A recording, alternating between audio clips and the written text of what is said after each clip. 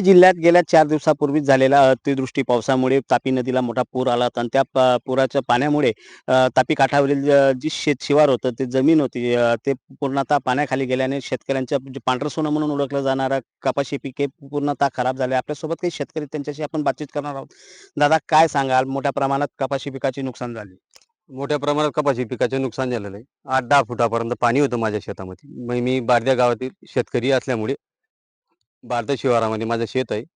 त्याच्या आजूबाजूला माझी केळी, कापूस, मका या पिकांचं अनुनात नुकसान झालं आहे. आम्ही प्रशासनाकडे दाद मागितली. तलाठीकडे फोन केला. तलाठी, कृषी अधिकारी यांच्याकडे फोन करून बी त्यांनी पंचनामासाठी आम्हाला आदेश नाही असल्यामुळे आम्ही पंचनामा करू शकत नाही. आदेश आल्यानंतर आम्ही पंचनामा करू, असं त्यांनी सांगितलं. पण अजूनपर्यंत काही कोणी आलं नाही. किती त्याच्यामुळे हेक्टर नुकसान झाले साधारणतः? इथं जवळपास आम्ही 4-5 शेतकरी असे आहेत. त्यांचं नुकसान झालेलं आहे. म्हणजे साधारणतः 5-6 हेक्टरपर्यंत नुकसान झालं असेल आमचं इथं.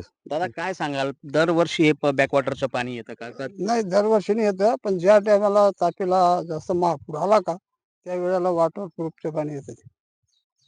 त्याच्यामुळे हे नुकसान झालं.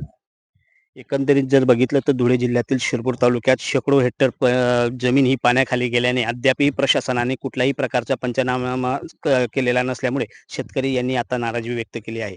ईश्वर बोरसे, लोकशाही मराठी, धुळे. लोकशाही मराठी ऐका, पहा, जागरूक रहा.